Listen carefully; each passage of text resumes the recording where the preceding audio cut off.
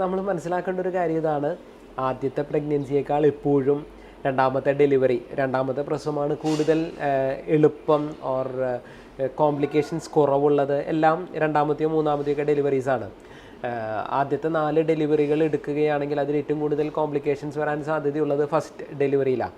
ഇപ്പോൾ പല കാരണങ്ങൾ കൊണ്ടാണത്. ഒന്നാമത്തെ കാര്യം, ആദ്യത്തെ പ്രഗ്നൻസിയിൽ നമ്മുടെ ശരീരത്തിനുണ്ടാകുന്ന ചില മാറ്റങ്ങൾ, ഈ മാറ്റങ്ങളിൽ പലതും അവിടെ തന്നെ നിലനിൽക്കുന്നു എന്നുള്ളത് കൊണ്ട് അടുത്തൊരു പ്രഗ്നൻസി ബിക്കംസ് ഈസിയർ. പിന്നെ നമ്മുടെ ശരീരത്തിനും കുറേ പരിചയമുണ്ട് കഴിഞ്ഞ പ്രഗ്നൻസി എങ്ങനെയായിരുന്നു. അപ്പോൾ അതുകൊണ്ട് തന്നെ കുറച്ചുകൂടി എളുപ്പത്തിൽ നമുക്ക് രണ്ടാമത്തെ പ്രഗ്നൻസിയിലെ മാറ്റങ്ങളോട് എളുപ്പത്തിൽ അഡ്ജസ്റ്റ് ചെയ്യാനും അതുമായിട്ട് പൊരുത്തപ്പെട്ട് പോകാനൊക്കെ സാധിക്കുന്നു.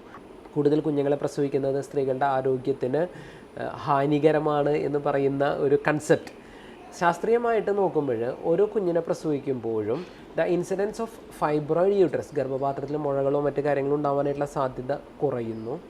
എത്ര കുഞ്ഞുങ്ങളുണ്ടോ അത്രയും സാധ്യത കുറയും. Breast cancer incidence comes down. സ്തനാർബുദം അഥവാ മാറിടത്തിൽ ക്യാൻസർ വരാനായിട്ടുള്ള സാധ്യത കുറയുന്നു. The incidence of endometrial cancer comes down. ഗർഭപാത്രത്തിൽ ഗർഭപാത്രത്തിൽ ക്യാൻസർ വരാനായിട്ടുള്ള സാധ്യത കുറയുന്നു. Ovarian cancer comes down. ഓവറിയിൽ മുഴകളും ക്യാൻസറും വരാനായിട്ടുള്ള സാധ്യത കുറയുന്നു. ഇതൊക്കെ ശാസ്ത്രീയമായിട്ടുള്ള കണക്കുകളാണ്. പക്ഷേ ഇതൊന്നും പലപ്പോഴും മനുഷ്യർ തിരിച്ചറിയുന്നില്ല ഓർ അതിനെ പറ്റിയിട്ട് അവെയർ അല്ല.